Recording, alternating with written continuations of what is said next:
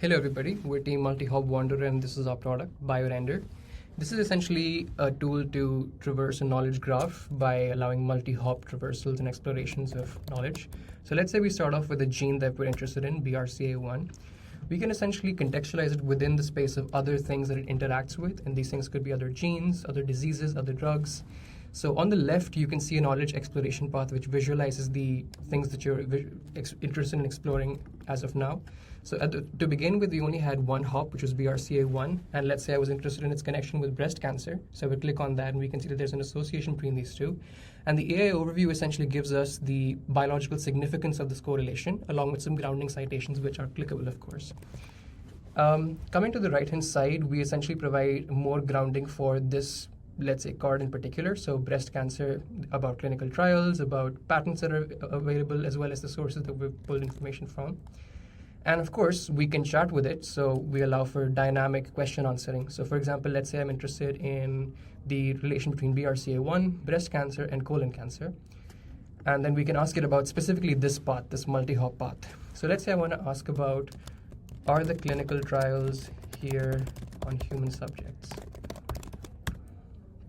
And it can essentially look into sources such as ORKG, which is Open Research Knowledge Graph. It can look into PubMed Knowledge Graph, which essentially includes the abstracts of papers as well as full text sometimes, to essentially do a RAG and find relevant answers.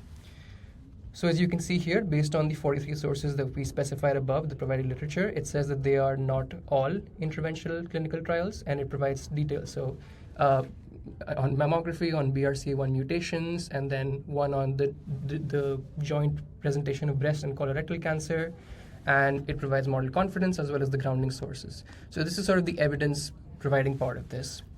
Another way we can use our app is by, let's just say, trying to find out the correlation the two things have. So for example, find how TP53 relates to colon cancer. And we essentially want to find out these two things, which might be disparate points in our knowledge graph. How do they relate to each other, and how we can hop from one to the other.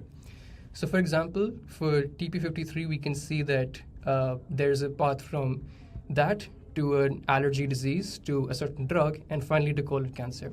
And you can essentially see this multi-step, multi-hop path again. On the right, you can see how many hops it took for us to establish a correlation between these. And again, there are grounding sources, there are deep research that you can do. So this is essentially a tool which can allow a preclinical scientist to contextualize things and share these findings with other people through URLs, which are essentially going to be the same visualizations that you see here. So this is just a little preview of what we built, and we hope that you like it. Thank you.